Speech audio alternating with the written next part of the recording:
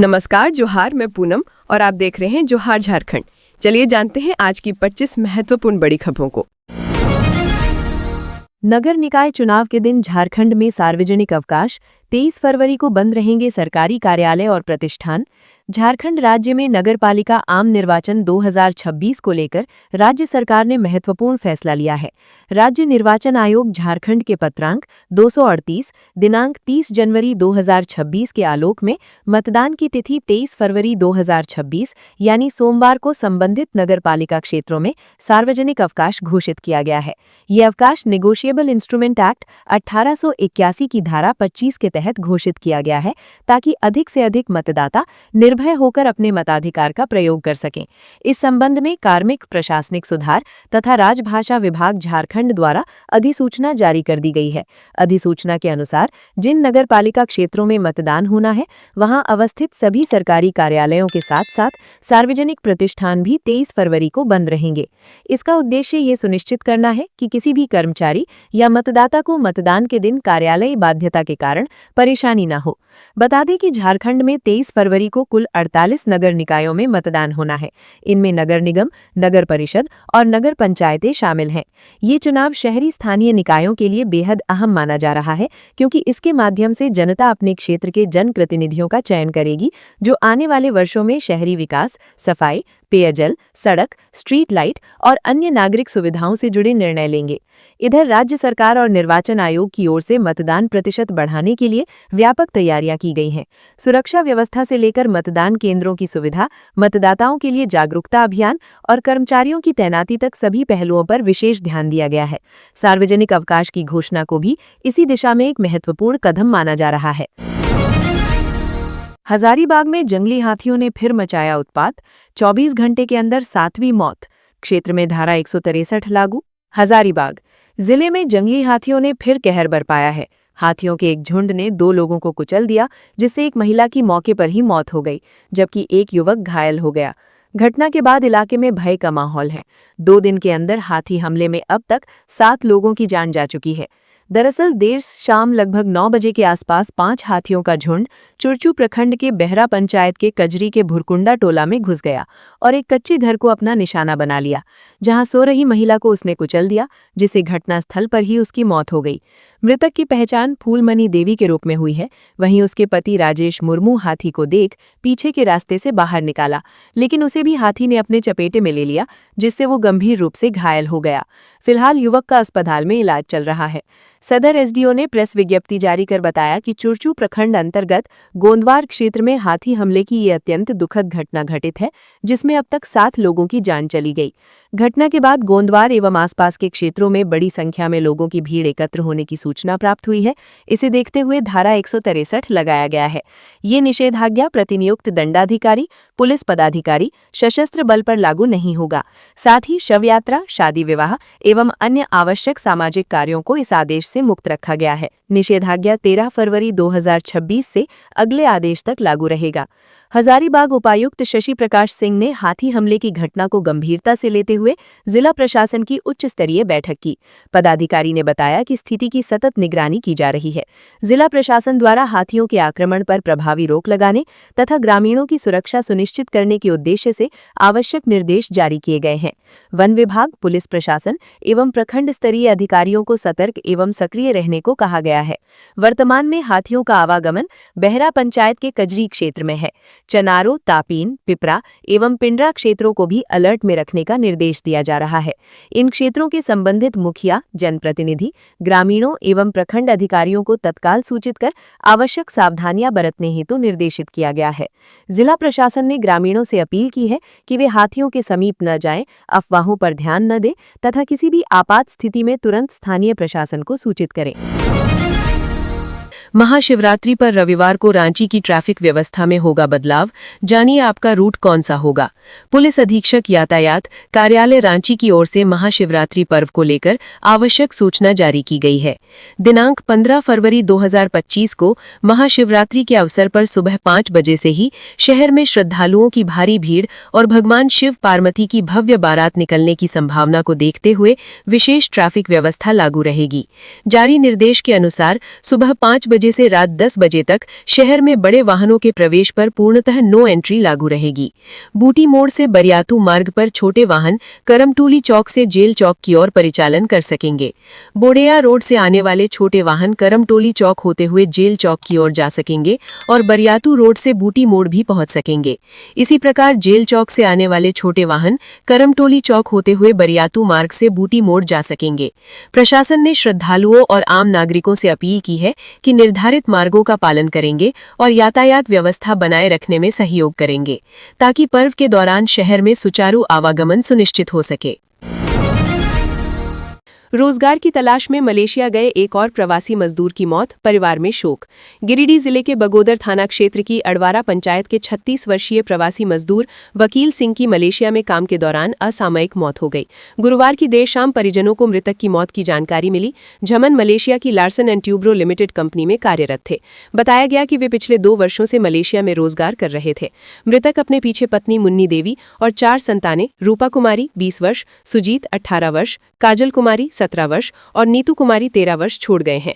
मौत का कारण परिजनों को अभी स्पष्ट नहीं हुआ है। समाजसेवी और प्रवासी मजदूरों के हितार्थ काम करने वाले सिकंदर अली ने परिवार से मिलकर उन्हें सांत्वना दी। उन्होंने बताया कि गिरिडीह, बोकारो और हजारीबाग जिलों से कई युवा बेहतर अवसरों की तलाश में विदेश जाते हैं। काम के दौरान दुर्घटनाओं में प्रवासी मजदूरों की मृत्यु की घटनाएं आम हो रही हैं। सिकंदर अली ने सरकार से ग्रामीण क्षेत्रों में रोजगार के अवसर बढ़ाने की मांग की। उनका कहना है कि स्थानीय स्तर पर रोजगार मिलने से युवाओं को विदेश जाने की आवश्यकता नहीं होगी और ऐसी दुर्भाग्यपूर्ण घटनाओं से बचा जा सकेगा। राष्ट्रपति के स्वागत में थमेगा शहर। जमशेदपुर के सोनारी से कदमा तक मरीन ड्राइव रहेगा बंद। टोल ब्रिज व डोबो पुल पर भी ब्रेक। 26 फरवरी को राष्ट्रपति द्रौपदी मुर्मू के शहर आगमन को लेकर जिला प्रशासन ने अपनी पूरी ताकत झोंक दी है। सुरक्षा के ऐसे कड़े इंतजाम किए जा रहे हैं। राष्ट्रपति के शहर पहुंचने से 1 घंटे पहले और उनके उड़ान भरने के 15 मिनट बाद तक सोनारी से कदमा टोल ब्रिज तक मरीन ड्राइव पर वाहनों का परिचालन पूरी तरह बंद रहेगा। आगमन से 1 घंटा पहले कदमा टोल ब्रिज और सोनारी दो मुहानी पुल डोबो पर भी वाहनों की आवाजाही रोक दी जाएगी। वैकल्पिक मार्ग के रूप में सोनारी एयरपोर्ट, कागलन नगर दो मुहानी रूट भी चिन्हित किया गया है। शिक्षा, सामाजिक कार्यों और सांस्कृतिक संरक्षण के क्षेत्र में सक्रिय ओडिया समाज अब नई पहल करने जा रहा है। जमशेदपुर के मरीन ड्राइव के पास 2.8 एकड़ भूमि पर 100 करोड़ की लागत से श्री जगन्नाथ स्पिरिचुअल सेंटर का निर्माण किया जाएगा। मंदिर का भूमि पूजन 26 फरवरी को राष्ट्रपति द्रौपदी मुर्मू करेंगी। कार्यक्रम के दौरान मंच पर राष्ट्रपति के साथ बैठने वालों की सूची को लेकर राष्ट्रपति भवन बेहद सख्त है। राज्यपाल संतोष गंगवार और मुख्यमंत्री हेमंत सोरेन के अलावा आयोजन समिति के 9 प्रतिनिधि मौजूद रहेंगे। आयोजन समिति द्वारा प्रस्तावित नाम प्रशासन के माध्यम से मुख्य सचिव अविनाश कुमार के जरिए राष्ट्रपति भवन भेजे गए हैं। अंतिम स्वीकृति राष्ट्रपति भवन से मिलने के बाद ही मंच पर बैठने की अनुमति दी जाएगी। रांची लोहरदगा डाल्टनगंज रूट पर पहली शटल ट्रेन का प्रस्ताव, यात्रियों को समय और खर्च में मिलेगी बड़ी राहत। दक्षिण पूर्व रेलवे के रांची रेल मंडल ने रांची लोहरदगा डाल्टनगंज रेलखंड पर पहली बार शटल ट्रेन चलाने का प्रस्ताव तैयार किया है। इस पहल से यात्रियों के समय और खर्च दोनों में कमी आने की उम्मीद है। मंडल ने प्रस्ताव को स्वीकृति के लिए मुख्यालय भेज दिया है। मंजूरी मिलते ही यात्रियों को सस्ती और सुविधाजनक रेल सेवा उपलब्ध हो सकेगी। नए प्रस्ताव के तहत ट्रेन रात 11 से 12 बजे के बीच डाल्टनगंज, मेदिनी नगर से रवाना होगी और विभिन्न स्टेशनों से होते हुए सुबह लगभग 6 बजे रांची पहुंचेगी। रेल मंडल की योजना इस रूट पर 2 ट्रिप चलाने की है, जिससे दैनिक यात्रियों, विद्यार्थियों और व्यापारियों को विशेष लाभ मिलेगा। रेलवे अधिकारियों के अनुसार इस सेवा के शुरू होने से क्षेत्रीय व्यापार को बढ़ावा मिलेगा और शिक्षा और स्वास्थ्य सेवाओं तक पहुंच आसान होगी। लातेहार, बरवाडीह और लोहरदगा समेत आसपास के इलाकों के लोगों को रांची आने जाने में काफ़ी सहूलियत मिलेगी। इसी कड़ी में रांची रेल मंडल ने हजारीबाग के लिए भी Ranchi Hazaribagh via Mesra shuttle train चलाने का प्रस्ताव तैयार किया है, जिसे जल्द ही मुख्यालय भेजा जाएगा। अधिकारियों का मानना है कि नई शटल सेवाएं शुरू होने से क्षेत्रीय रेल नेटवर्क मजबूत होगा और स्थानीय यात्रियों को बड़ी राहत मिलेगी। एसएससी एमटीएस परीक्षा में 8 लाख में सेट था सौदा। धनबाद से हाईटेक नकल गिरोह का खुलासा, 3 गिरफ्तार। धनबाद जिले के गोविंदपुर थाना क्षेत्र स्थित मिनर्वा डिजिटल परीक्षा केंद्र में एसएससी एमटीएस की ऑनलाइन परीक्षा के दौरान हाईटेक नकल गिरोह का खुलासा हुआ है।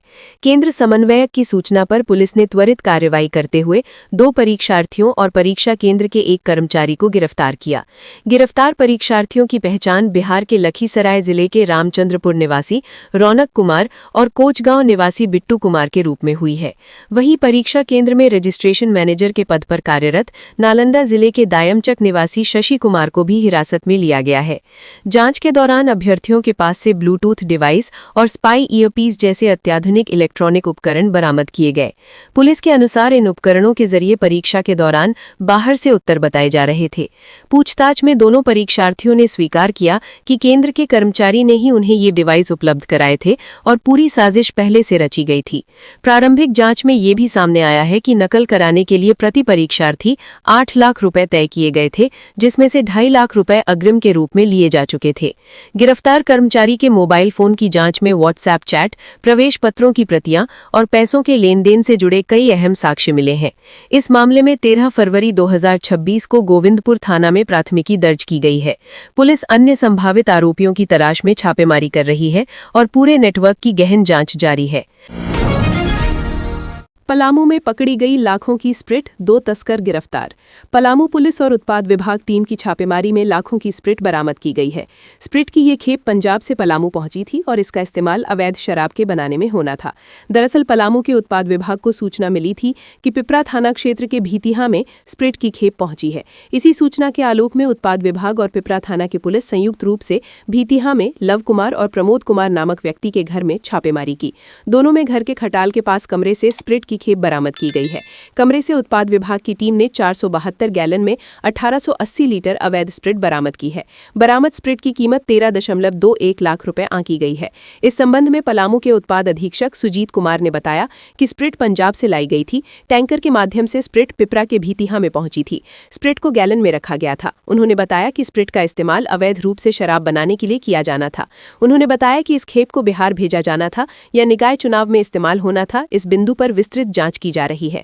उत्पाद अधीक्षक ने बताया कि गिरफ्तार दोनों आरोपियों ने पूछताछ में कई अहम जानकारी दी है, जिसके आधार पर छापेमारी की जा रही है। उन्होंने बताया कि जिस इलाके में स्प्रिट छुपाकर रखी गई थी वह बिहार सीमा से सटा हुआ है। आशंका है कि स्प्रिट की खेप को बिहार भेजने की तैयारी थी। जेपीएससी निकाय चुनाव के बाद जारी करेगा 45 बैकलॉग पदों पर नियुक्ति के लिए विज्ञापन। झारखंड में हो रहे निकाय चुनाव के बाद जेपीएससी 45 बैकलॉग पदों पर नियुक्ति के लिए विज्ञापन जारी करेगा। राज्य सरकार ने पहले के इन 45 रिक्त पदों पर नियुक्ति के लिए जेपीएससी से अनुरोध किया था। गौरतलब है कि साल 2023 और 2024 के कुल 103 पदों को भरने के लिए नियमित नियुक्ति प्रक्रिया शुरू करने का राज्य सरकार ने अनुरोध किया था। इसके साथ ही 45 बैकलॉग पदों को भी भरने का अनुरोध किया था। ऐसे में जेपीएससी ने सरकार ने अनुरोध के आलोक में 2023 और 2024 के रिक्त पदों के लिए विज्ञापन भी जारी किया था, लेकिन इस विज्ञापन में 45 बैकलॉग पद शामिल नहीं थे। ऐसा इसलिए क्योंकि इन 45 बैकलॉग पदों के लिए विज्ञापन प्रकाशित होने से पहले ही राज्य में स्थानीय निकाय चुनाव की घोषणा हो गई। इसी कारण से बैकलॉग का विज्ञापन प्रकाशित नहीं किया जा सका। ऐसे में आदर्श आचार संहिता समाप्त होने के बाद बैकलॉग का विज्ञापन जेपीएससी द्वारा जारी किया जाएगा। बता दें, इस विज्ञापन में छात्र अभ्यर्थी उम्र सीमा की गणना 1 अगस्त 2026 के आधार पर होने को लेकर आंदोलन कर रहे हैं। अभ्यर्थी मांग कर रहे हैं कि उम्र सीमा की गणना 1 अगस्त 2018 होनी चाहिए। ऐसा इसलिए क्योंकि 10वीं से 13वीं जेपीएससी परीक्षा में उम्र सीमा की गणना 1 अगस्त 2017 के आधार पर हुई थी। ऐसे में 22 अभ्यर्थियों ने इसे लेकर झारखंड हाईकोर्ट में याचिका दायर की और उन्हें उम्र सीमा में छूट भी मिली। लेकिन जो अभ्यर्थी सड़कों पर प्रदर्शन कर रहे हैं वह आज भी यही आवेदन देने के अंतिम दिन भी सरकार और सीएम हेमंत सोरेन से आस लगाए बैठे हैं। अब यह आशंका लगाई जा रही है कि बैकलॉग पदों में भी उम्र सीमा को लेकर मतभेद हो सकता है, क्योंकि राज्य में हर साल आयोग द्वारा परीक्षा आयोजित नहीं की जाती। गोड्डा में 4 चोरी की बाइक बरामद, 2 आरोपी गिरफ्तार। भीड़भाड़ वाले इलाकों से बाइक चोरी कर बेच देते थे कम दाम पर। गोड्डा पुलिस ने मोटरसाइकिल चोरी के एक मामले का खुलासा किया है। पुलिस ने चोरी की 4 मोटरसाइकिलें बरामद की हैं और 2 आरोपियों को गिरफ्तार किया है। यह कार्रवाई ठाकुरगंगटी थाना क्षेत्र में हुई। महागाबा अनुमंडल पुलिस पदाधिकारी चंद्रशेखर आजाद ने बताया कि बीते 11 फरवरी 2026 को वादी राहुल कुमार झा की अपाची मोटरसाइकिल परासी चौक से चोरी हो गई थी। इस संबंध में ठाकुरगंगटी थाने में मामला दर्ज कर पुलिस ने जांच शुरू की थी। मामले की गंभीरता को देखते हुए गोड्डा एसपी मुकेश कुमार के निर्देश पर एक विशेष छापेमारी दल का गठन किया गया। इस दल ने घटनास्थल के सीसीटीवी फुटेज की गहनता से जांच की। सीसीटीवी फुटेज के आधार पर रूजी गांव निवासी मोहम्मद सफीक मंसूर उर्फ कैला से पूछताछ की गई। पूछताछ में उसने अपने सहयोगी सोहित कुमार यादव निवासी बस्ता के साथ मिलकर मोटरसाइकिल चोरी करने की बात कबूल की। आरोपियों ने ठाकुर गंगटी, मेहरमा और बोआरी जोर के हटिया बाजारों तथा भीड़भाड़ वाले इलाकों से मोटरसाइकिलें चोरी कर कम कीमत पर बेचने की बात स्वीकार की। उनकी निशानदेही पर पुलिस ने विभिन्न मामलों में चोरी हुई 4 मोटरसाइकिलें बरामद की। पुलिस ने दोनों आरोपियों को विधिवत गिरफ्तार कर लिया है। इस मामले में संलिप्त अन्य आरोपियों की गिरफ्तारी के लिए लगातार छापेमारी की जा रही है। पॉलिटेक्निक कॉलेजों में लेक्चरर के 355 पदों पर नियुक्ति के लिए निकला विज्ञापन। झारखंड लोक सेवा आयोग जेपीएससी ने राज्य के राजकीय पॉलिटेक्निक संस्थानों तथा महिला पॉलिटेक्निक संस्थानों में लेक्चरर के 355 पदों पर नियुक्ति के लिए विज्ञापन निकाला है। इनमें 349 रेगुलर और 6 बैकलॉग पद शामिल है। जेपीएससी ने शुक्रवार को पॉलिटेक्निक संस्थानों के कुल 16 विभागों में नियुक्ति के लिए सूचना प्रकाशित कर दी। इन पदों के विरुद्ध नियुक्ति के लिए ऑनलाइन आवेदन 20 फरवरी से 12 मार्च शाम 5 बजे तक भरे जाएंगे। 14 मार्च शाम 5 बजे तक परीक्षा शुल्क का भुगतान होगा, जबकि आवेदन की हार्ड कॉपी जमा करने की अंतिम तिथि 25 मार्च शाम 5 बजे तक निर्धारित है। संविदा कर्मियों के नियमितीकरण से संबंधित अवमानना याचिका हाईकोर्ट से ड्रॉप। झारखंड हाईकोर्ट में 10 साल से अधिक सेवा देने वाले संविदा कर्मियों के नियमितीकरण से जुड़े मामले में रंजीत कुमार की अवमानना याचिका की सुनवाई हुई। सुनवाई के दौरान कोर्ट के आदेश के आलोक में उच्च एवं तकनीकी शिक्षा विभाग के प्रधान सचिव कोर्ट में हाजिर हुए। हाईकोर्ट की न्यायमूर्ति आनंदा सेन की कोर्ट ने सरकार का पक्ष जानने के बाद अवमानना याचिका समाप्त ड्रॉप कर दी। दरअसल कोर्ट ने इससे संबंधित रंजीत कुमार की रिट याचिका में 15 जनवरी 2024 को पारित आदेश का अब तक अनुपालन नहीं होने पर प्रधान सचिव को अवमानना नोटिस जारी किया था। साथ ही उनसे पूछा था कि उनके विरुद्ध आदेश की अवहेलना के लिए आरोप तय क्यों न किया जाए। उल्लेखनीय है कि 15 जनवरी 2024 को हाईकोर्ट ने प्रार्थी सहित कई रिट याचिकाओं पर फैसला सुनाया था। ये मामला राज्य सरकार के विभिन्न विभागों, विश्वविद्यालयों और संस्थानों में वर्षों से कार्यरत संविदा, अस्थायी और दैनिक वेतनभोगी कर्मचारियों के नियमितीकरण रेगुलराइजेशन से जुड़ा था। हाईकोर्ट के तत्कालीन न्यायमूर्ति डॉक्टर SN पाठक ने अपने आदेश में कहा था कि राज्य सरकार द्वारा वर्षों से कार्यरत कर्मचारियों की सेवाएं लेने के बावजूद उनके नियमितीकरण से इनकार करना अनुचित और मनमाना है। कोर्ट ने स्पष्ट किया था कि जो कर्मचारी 10 वर्षों या उससे अधिक समय से बिना किसी शिकायत या अनुशासनात्मक कार्रवाई के लगातार सेवा दे रहे हैं, उनके मामलों पर गंभीरता से विचार किया जाना चाहिए। राज्य के जर्जर स्कूल भवनों और शिक्षकों की रिक्तियों पर हाईकोर्ट ने मांगी रिपोर्ट। राज्य के स्कूलों की बदहाल स्थिति और जिला स्कूल रांची अब सीएम स्कूल ऑफ एक्सीलेंस में बुनियादी सुविधाओं पर कोर्ट के स्वतः संज्ञान पर झारखंड हाईकोर्ट में सुनवाई हुई। हाईकोर्ट के चीफ जस्टिस MS सोनक और न्यायमूर्ति राजेश शंकर की खंडपीठ ने सुनवाई के दौरान स्कूलों में बुनियादी ढांचे की कमी, जर्जर भवनों और शिक्षकों की रिक्त पदों के मुद्दे पर चिंता जताई। खंडपीठ ने सख्त रवैया अपनाते हुए स्कूल के जर्जर भवनों और बिना छत वाले स्कूलों की सूची मांगी है। कोर्ट में उपस्थित एमिकस क्यूरी यानी न्याय मित्र ने आश्वासन दिया कि वो जल्द ही एक विस्तृत चार्ट या नोट कोर्ट के समक्ष प्रस्तुत करेंगे। इस चार्ट में राज्य के उन स्कूलों की जानकारी होगी जो जर्जर भवनों में संचालित हो रहे हैं, बिना छत या बुनियादी सुविधाओं के चल रहे हैं और न्यूनतम आधारभूत संरचना से भी वंचित हैं। इसके साथ ही शिक्षकों की रिक्तियों की स्थिति पर भी अलग रिपोर्ट देने का भरोसा दिलाया। मामले में झारखंड शिक्षा परियोजना परिषद यानी JEPC की ओर से समय की मांग की गई। कोर्ट ने मामले की अगली सुनवाई 26 फरवरी निर्धारित की है। वहीं खंडपीठ ने जिला स्कूल रांची के कायाकल्प को लेकर दूसरी जनहित याचिका, जो जिला स्कूल रांची अब सीएम स्कूल ऑफ एक्सीलेंस से संबंधित है, उस पर भी सुनवाई की। मामले में महाधिवक्ता राजीव रंजन ने कोर्ट को आश्वस्त किया कि सभी संबंधित अधिकारियों की बैठक बुलाकर स्कूल की स्थिति सुधारने के लिए आवश्यक कदम उठाए जाएंगे। महाधिवक्ता ने कहा कि जिला स्कूल को उसकी पुरानी प्रतिष्ठा और गौरव लौटाने के लिए हर संभव प्रयास किए जाएंगे। कोर्ट ने महाधिवक्ता की पहल की सराहना की, करते हुए भरोसा जताया कि जल्द ही जिला स्कूल रांची के इंफ्रास्ट्रक्चर में सुधार होगा।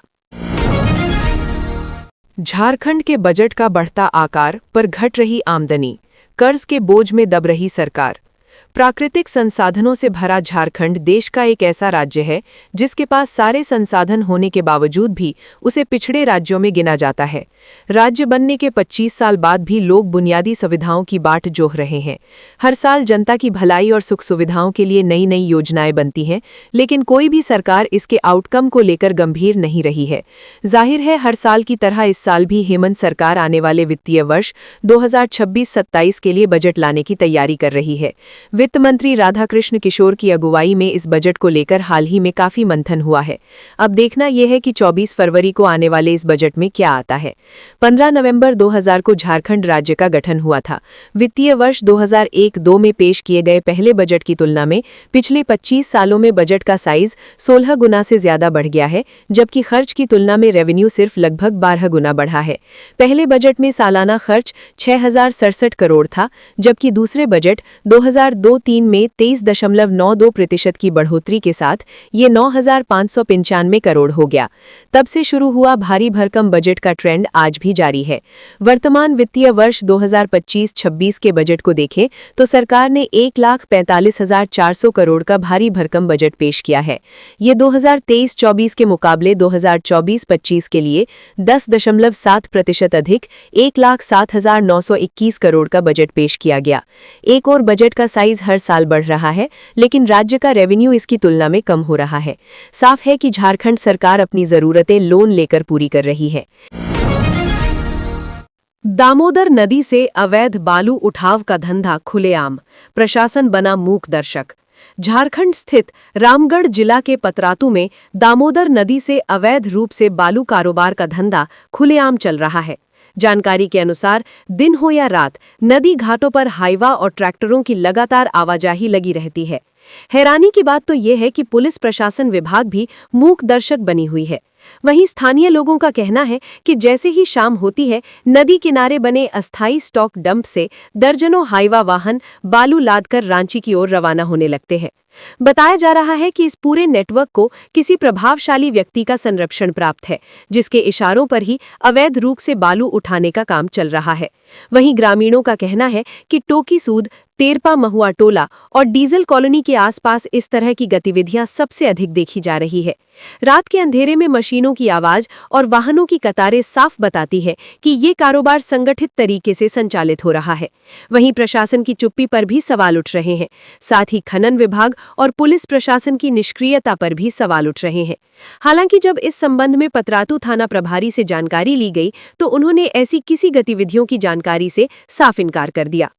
तो ये थी आज की झारखंड की महत्वपूर्ण बड़ी खबरें। अगर आप इसी तरह झारखंड के हर छोटी से बड़ी खबर की जानकारी पाना चाहते हैं तो आप हमारे चैनल को सब्सक्राइब करके रखें। तो हमें दीजिए इजाजत, फिर मिलते हैं अगली न्यूज़ में। धन्यवाद।